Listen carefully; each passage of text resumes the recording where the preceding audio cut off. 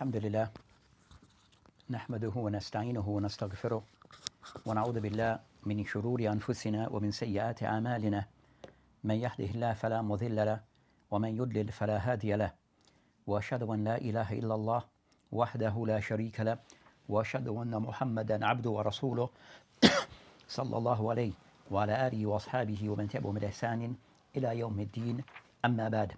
So as we continue discussing the book Bulugh Al-Maram min Hadith al-Ahkam by Hafiz ibn Hajar al-Asqalani rahimahullah ta'ala, and today inshallah ta'ala we'll be discussing Kitab al-Buyu', where the author rahimahullah ta'ala is discussing matter regarding bab regarding al-Rahn wal-Qard wal-Salam. So discussing matter that he mentioned regarding things that are advance payment or things matters regarding a loan and also security pledges that are given. So inshallah ta'ala we'll try to read through two hadith of today, or cover two hadith. The first of those hadith, the hadith of Abu Hurairah radhiyallahu anhu, and then the second hadith of Rafi, Abi Rafi. So inshallah ta'ala the hadith will be read and then we go through discussing these hadith bi'awnillah subhanahu wa ta'ala. Bismillahir Rahmanir Rahim. Alhamdulillahi Rabbil Alameen. Wa sallallahu wa sallam ala nabiyyina Muhammad. In the book of Transactions, chapter 5, Payment in Advance, a Loan and a Pledge. Hadith 724, narrated Abu Hurairah radiallahu anhu. Allah's Messenger sallallahu alayhi wasallam said, "A pledge does not become lost to its owner when he does not redeem it in time. Any increase in its value goes to him, and any loss must be borne by him." Reported by Darussalam wal-Hakim. Its narrators are reliable, however the strongest opinion is that it is mursal, as reported by Abu Dawood and others. Following Hadith 725, narrated by Abu Rafi radiallahu anhu. The Prophet sallallahu alaihi wasallam borrowed a young camel from a man.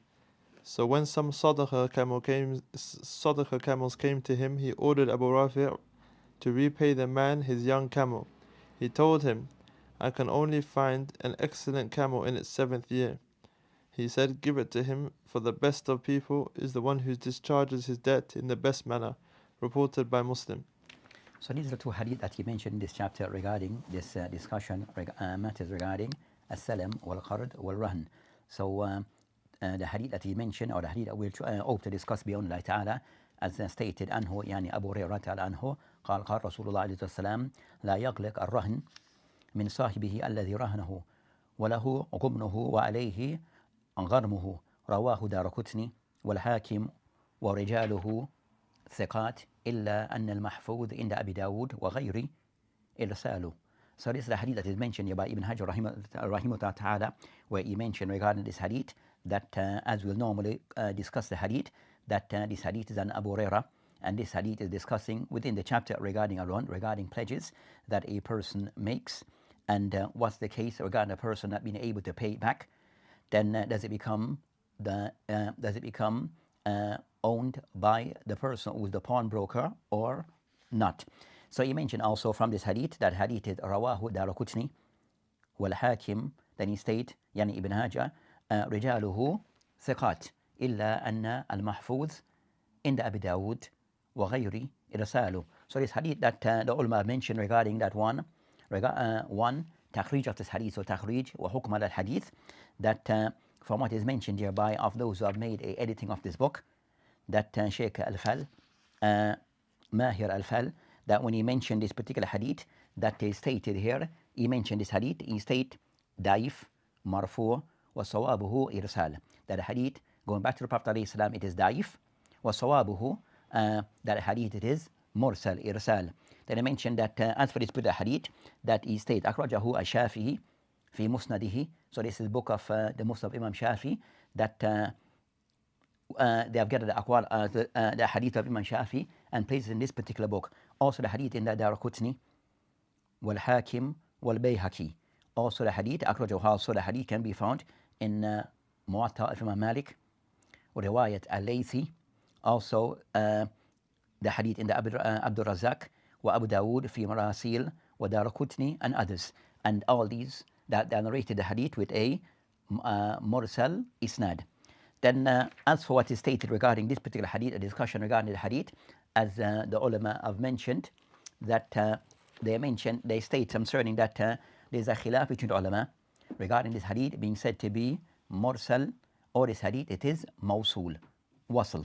So on this particular hadith, that the discussion, the madar or the discussion revolves around Zuhri and Sa'id ibn Musayyib, where you find that of those, most of those narration that have been narrated, that this narration, that you find that most, that the narration of Malik ibn Abi Dhib, Ma'mar, Yunus, and Zuhri and Sa'id ibn Musayyib, mursala. So you find that many of those narrators that narrate upon Zuhri, amongst them Malik ibn Abi Dhib, Ma'mar, Yunus, and others who have narrated this narration on Zuhri and Sa'id ibn Musayyib, mursal. I mean that, that the hadith does not mention, that goes back to that Sa'id ibn Musayyib, that he narrates direct upon the Prophet ﷺ. So you consider to be mursal. But I mentioned that enough of those all hadith to be mursal and also authentic. The author mentioned Abu Dawud, amongst them Bazzar, Daraqutni, Bayhaqi, Ibn Qattan, have all that have stated concerning that this hadith, it is marsul, that it is mursal. So of those who authenticate a hadith, that is more the correct version of the hadith or the correct hukum of the isnad, that isnad, it is mursal. And of those, Abu Dawud, Bazzar, Daraqutni, Bayhaqi, Ibn Qattan, who all the hadith to be mursal, and that's the more correct version. As for the other narration, that you find that two other narrators who's Ziyada ibn Sa'd wa Ishaq ibn Rashid, that they narrate upon Zuhri and Sa'id ibn Musayyib and Abi Hurairah, marfu'an. So they all list to be hadith which is that hadith, it is muttasil, it is mawsul, going back to the Prophet Islam with a complete chain. So so they take that as being that also, that's another version. But as mentioned, that the others who have narrated the hadith which is mawsulan, mursalan, that you have that those narrators, they are more in number, and also they are more ahfadh. So they are said to be people who are more reliable in their narrations, and also they are more in numbers, so they are given the edge, or they are taken to be that their narration is the more correct version of the hadith, contrary to the ones who narrated the hadith mawsulan, going back to the Prophet Islam, include Abu Hurairah, that narration, it is weak. That narration is considered to be weak. Of those who may all the hadith to be sahih, as we had what I mentioned concerning Ziyaratu Thiqah, that those narrations are said to be, or those narrators are said to be thiqat, and based upon that they have added additional information in isnad, so it is taken. So as we mentioned that several times, that there's this discussion between the ulama of hadith as one of the principles regarding Ziyaratu Thiqah, when it is said to be maqbool and when it is said not to be maqbool. So also among those ulama, all hadith to be authentic, al-hakiman, as I mentioned, sahih ala shart al-shaykhan or shaykhain, walam yakharujahu, that both Bukhari and Muslim, the hadith is authentic upon the condition of Bukhari and Muslim, and they did not narrate this hadith. Then, so that's concerning that particular discussion regarding this particular hadith.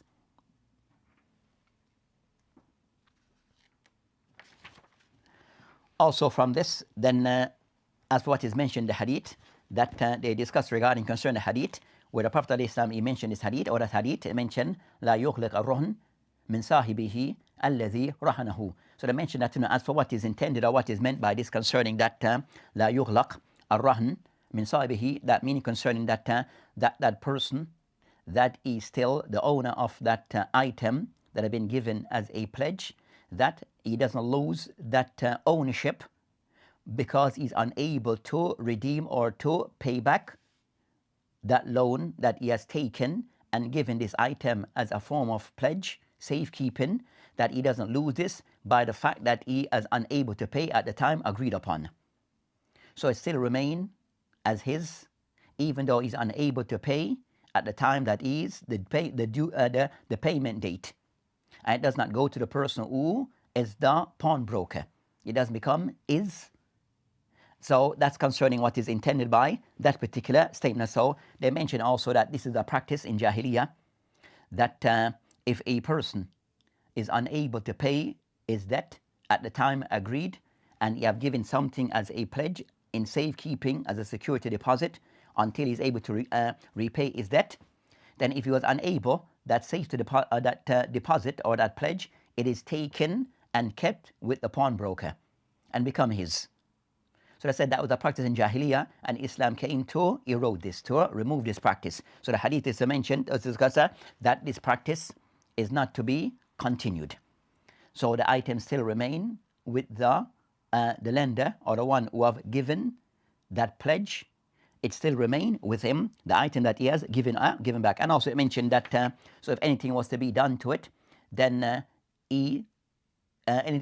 then he is to be given whatever that have increased, or anything that any loss, it goes back to him. So that's concerning the meaning of this particular hadith.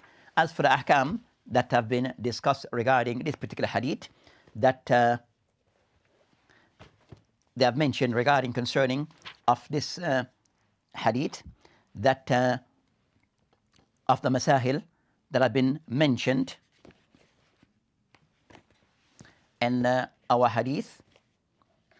So from the hadith here that they mentioned regarding concerning this particular hadith, that of the masahil concerning nama ar-rahn, regarding concerning the increase or thing, the added value to that thing that have been given as the deposit. So added value or cost or increase or things gained by the person holding that deposit. They mentioned Amatul Ulama, that they have mentioned, that majority of the ulama, that they have mentioned concerning that whatever increase that have been gained on the item that have been deposited or pledged, then that go back to the rahin. It go back to the person who is the lender, the one who gave it.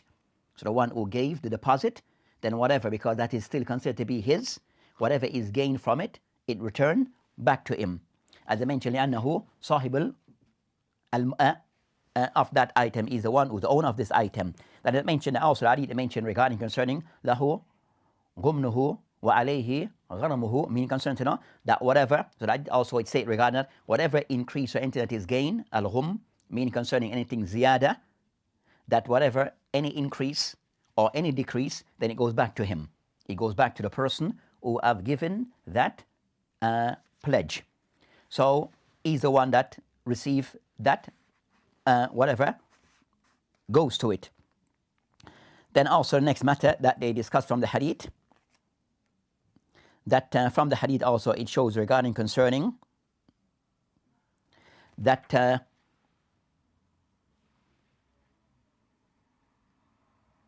if so that's concerning of the matter that is discussed regarding this particular matter. They discuss regarding concerning that of this matter that they discuss regarding the hadith, إذا كان صاحب الدين, that a person who took out that debt and made that pledge with that item, اشترط على راهن, that so the one who's the debtor, who gave the debt, and with the pawnbroker, and with the person who have made that pledge, that if they agreed, if there's agreement between both, that if he's unable to pay his debt at the time agreed upon, then it's allowed for the pawnbroker to sell that item and to take what is his. Take take the portion that is, or take what is of his. Then they mention that that is something which is allowed. Then they mention that is something which is allowed, and that's the call concerning that Jumhur of the ulama, that they take that that is something which is allowed. So if the person is unable to pay his debt, then they agreed regarding that if he's unable, then the pawnbroker can sell the item, take what is his, and then give, if any remain, to the person. Then this is something they mentioned, Jumhur, that this is something which is allowed. This is something which is allowed. So for the person that sell the item, the pawnbroker take off it what would somewhat compensate for his debt or the payment for his debt, and if anything remain, then that remain will go to the person who took out that loan. So they mentioned that that is something which is allowed, and that they mentioned that قول جمهور of the ulama, Jumhur of the ulama take this position that it is something which is allowed. But they mentioned that if they did not agree upon this, so in the first case they agree, both sides agree, but there was no agreement between both sides on this matter, then is it allowed for a pawnbroker that for him to sell the item? So they didn't agree on anything regarding selling of the item, but if the pawnbroker, if the pawnbroker was to do of this, that they mention that إذا لم يشترط عليه البيع فلم يأذن له البيع فالصحيح الذي عليه جمهور العلماء أنه يرفع الأمر إلى الحاكم, that if there was no condition, then the matter should be raised to the hakim, to the judge. So if both sides did not agree, then the pawnbroker is not to sell that item, but what he should do, he should refer the matter, take the matter to the judge, and let the judge decide what's the best course of action. So the judge concerned that either the judge can decide that the item be sold by the pawnbroker, or the judge could be the one to have the item be sold, and that each will receive their portion. So the pawnbroker will receive his portion of and also the person who's the owner of the item will receive anything that remains. So they mentioned in this case, Jumhur of the ulama, that the matter should go back to the hakim, meaning hakim al-qadi, to the judge, for him to decide as to what is most suitable in trying to resolve this matter. So either he would threaten that person, that the judge, he should pay back his debt, or the judge, he can have the item be sold and each would be paid their portion of the value of that item. So that's concerning the other matter that is discussed. So one, they agreed on selling, the other, there was no agreement. So in the second case, a third party will be brought into the picture of things, and for them to decide the best way forward of selling the item, and each getting the portion that they're deserving, or it could use other method. They may, but in this case, the judge will be one to make that decision.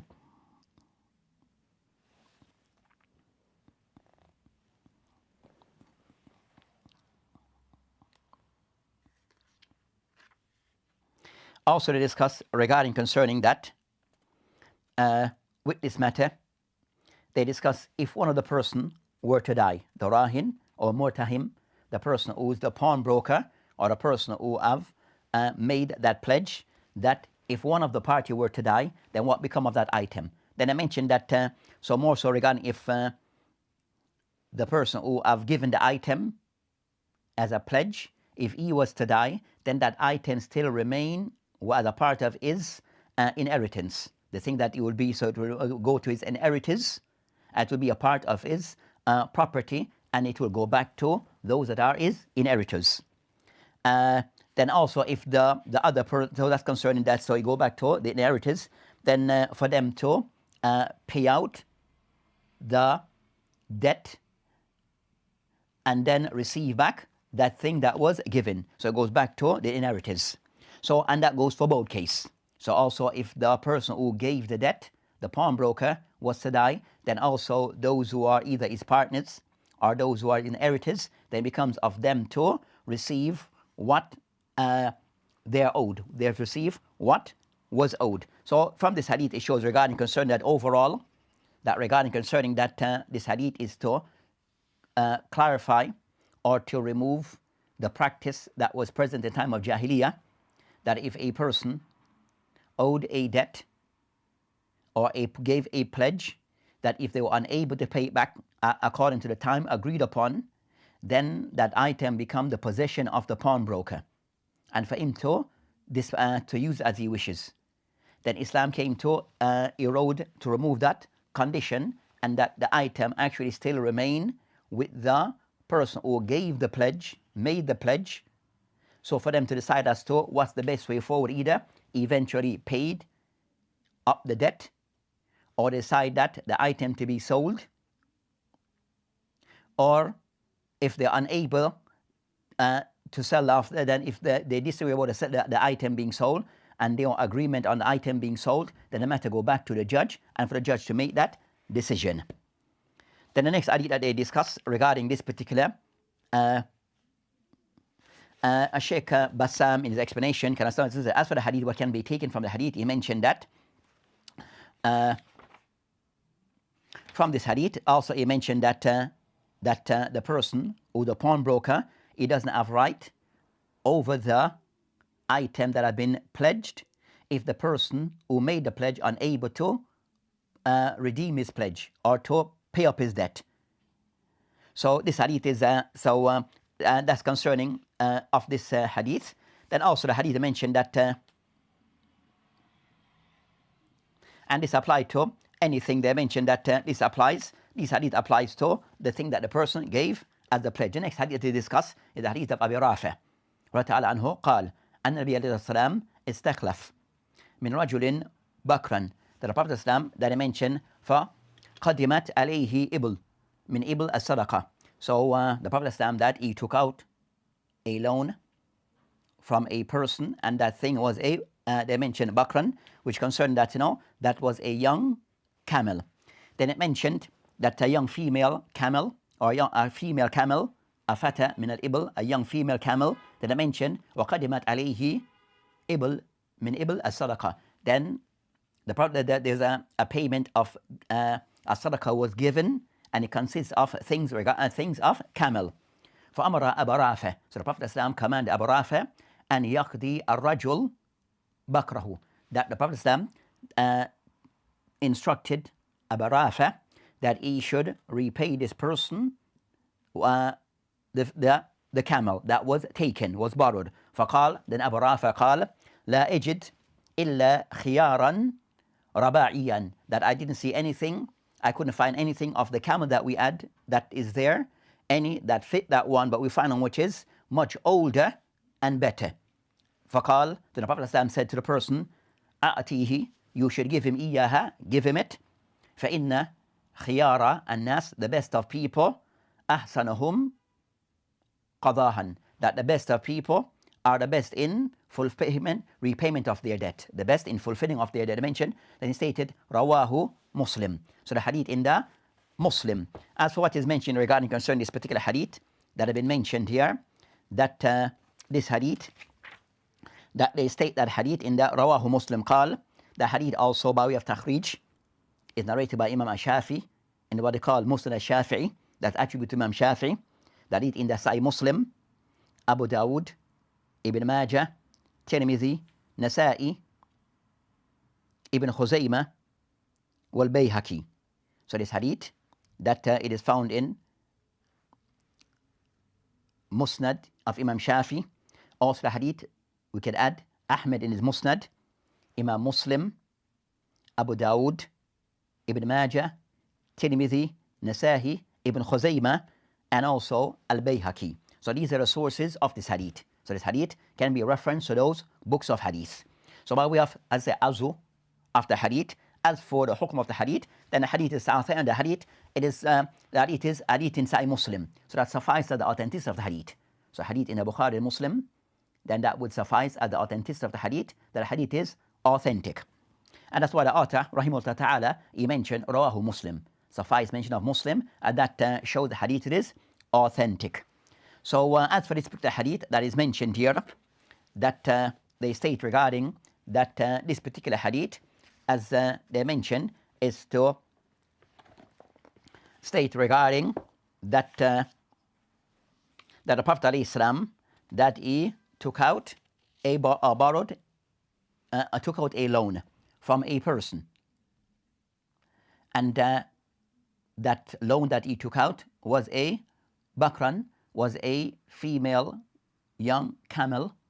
Then soon after, later on, that the Prophet ﷺ received sadaqah, charity, and this charity consists of things of ibl, things of camels.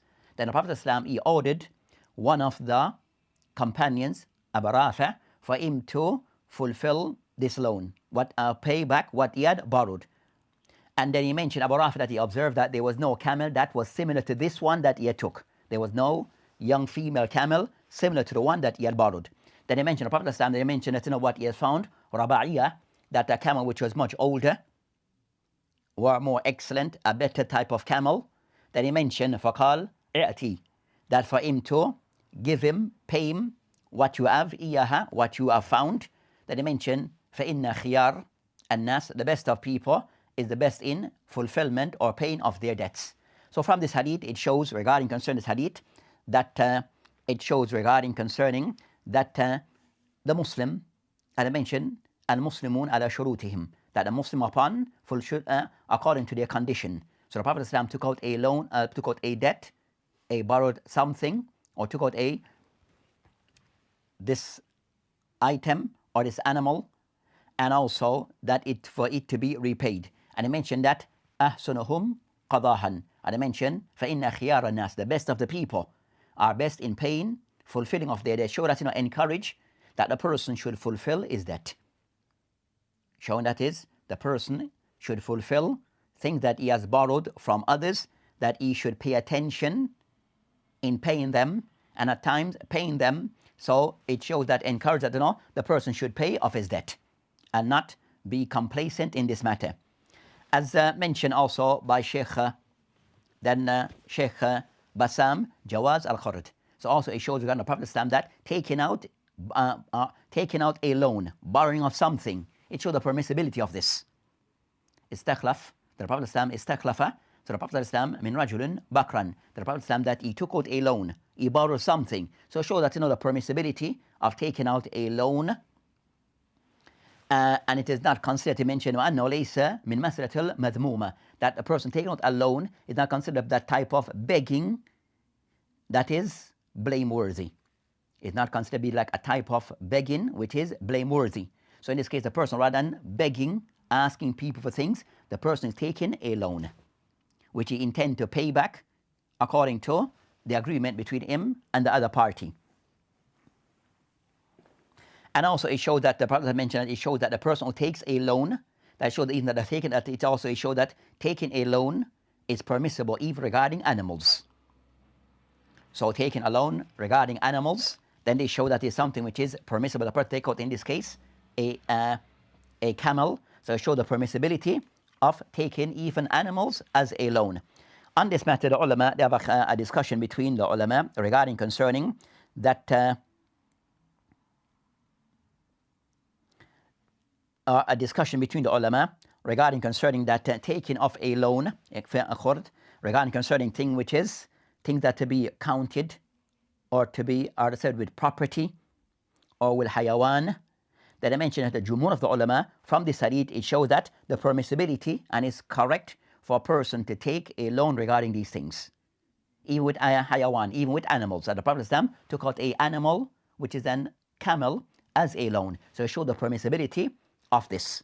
So whether it is property, the person wants to borrow property, or a thing which is counted, or things that are measured or weighed, then these type of things can be used or can be taken as a loan. That with these loans, then the person will give back according to something similar to what they have borrowed. So if you took out an animal, then you give back something similar to the animal that he took, or better. So in this case, that they show the concern that that this is the permissibility of this. The Prophet mentioned, and the Islam istakhlafa min rajul bakran. The Prophet that he took out an animal, so they show the permissibility of this. And I mentioned that bakran saghir ba'ir, that is a small camel. That they mentioned regarding concern a person who take out a loan regarding these matters, then it has to be what is paid back has to be something similar. Has to be something which is similar. So that's of the condition, or of the concern that of the condition that it should be something which is at least similar to what was borrowed.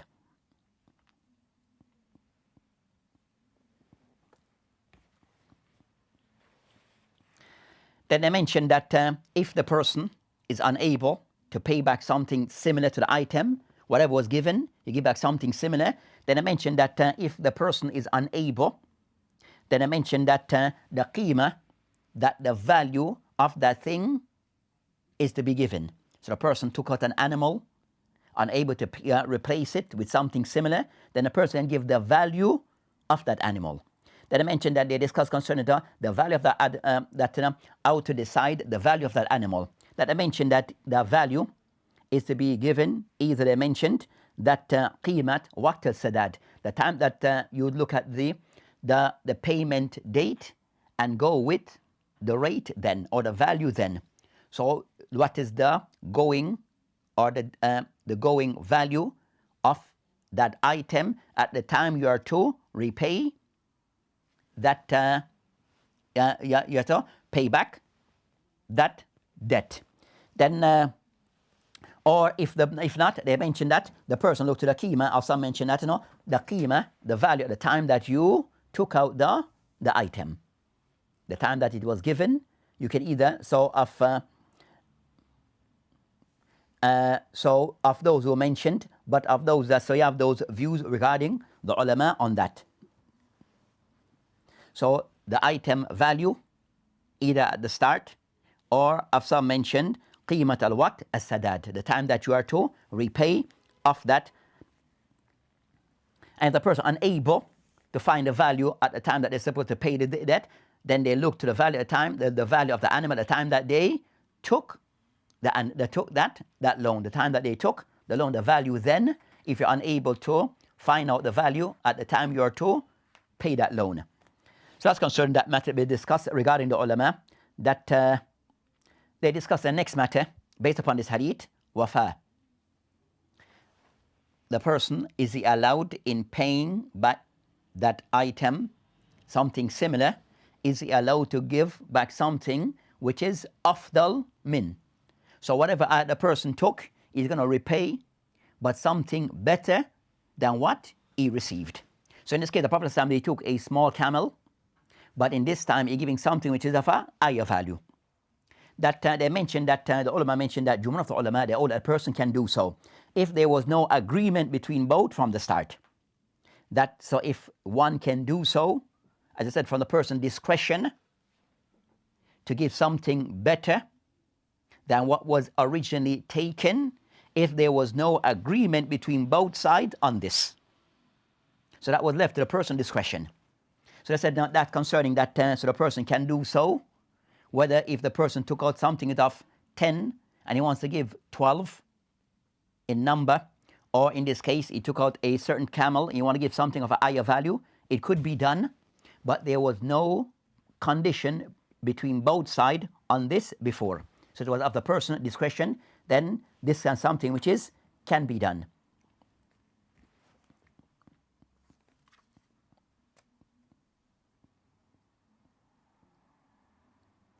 They mentioned that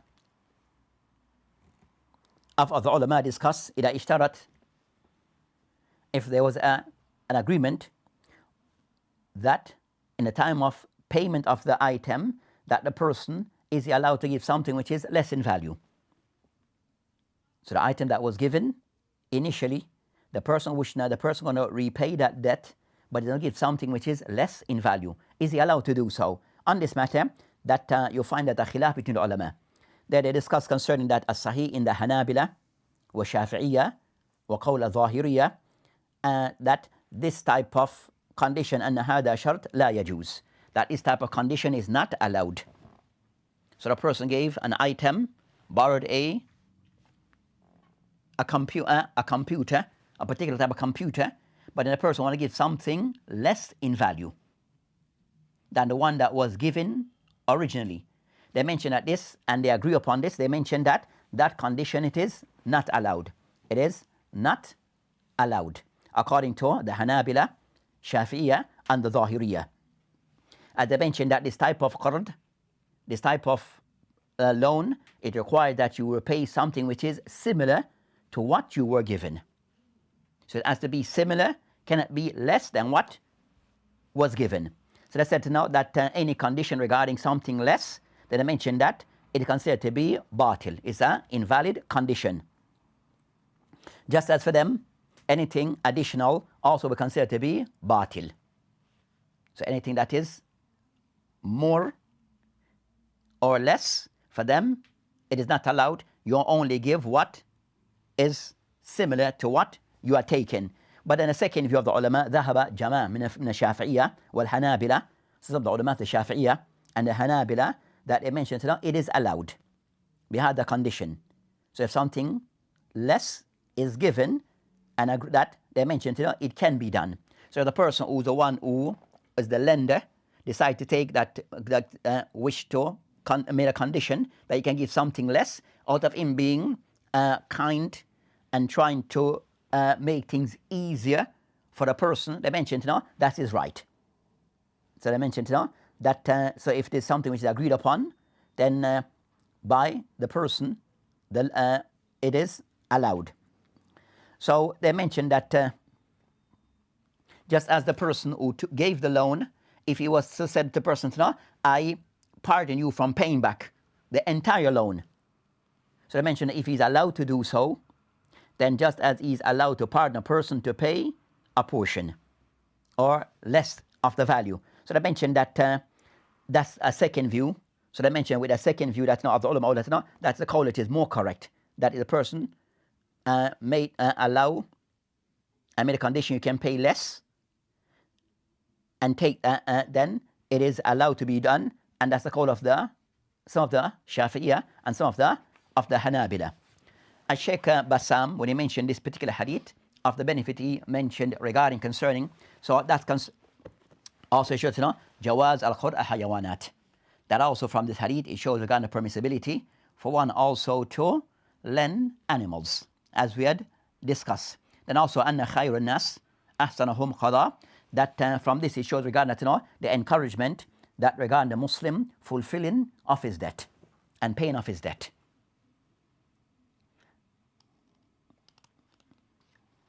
So it shows regarding that, and also it shows that a person in time of need, that jawaz khurra the haja, that a person can take a debt when the person is in need. So the person can take out a loan if a person finds himself is in need to do so. And also the person can also, that from the hadith, that the Prophet appointed, commanded Abu Rafi for him to pay out that loan. So the person can also, the Prophet instructing him to be the one to be like the wakil for him in paying off his debt. So the person can instruct another person for them to be the one to pay out their debt on their behalf. Also it shows tawkil in things regarding tasarruf. So a person can appoint another individual to act as his wakil, act on his behalf in fulfilling certain things on his behalf.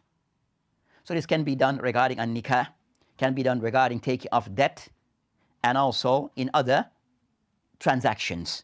So a person acting as the wakil for other and being appointed as a wakil, then this also is something which is allowed.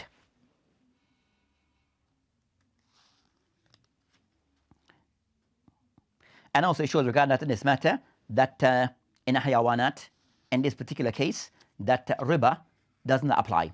So the Prophet he took a particular type of camel, but gave something which is of more value.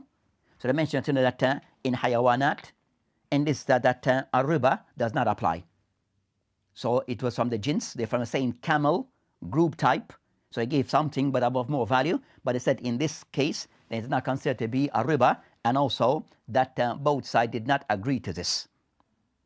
So this was the Prophet of his kindness, want to give something off, give the camel back, but something of a higher value.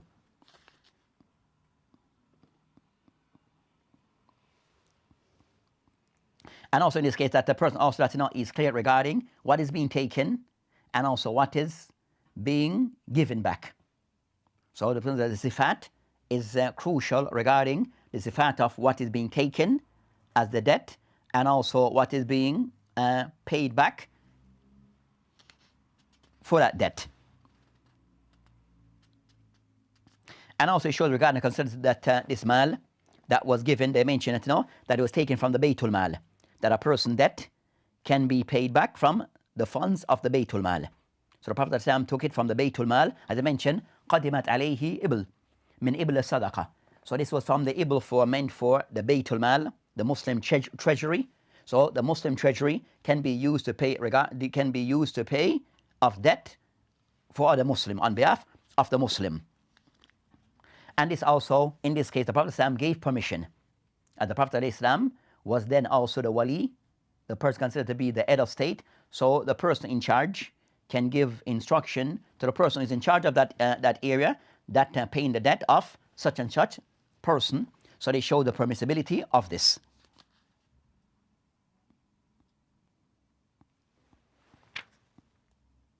So those are some of the benefits that can be taken from that particular hadith that have been mentioned regarding matters regarding payments of debt. So that inshallah ta'ala will end this discussion and continue what remain in the other remaining hadith in this particular chapter, as only a few remaining hadith remain on this particular chapter. So that inshallah ta'ala will end the session today. وبالله تعالى توفيق وهذه السبيل والآخرة والحمد لله.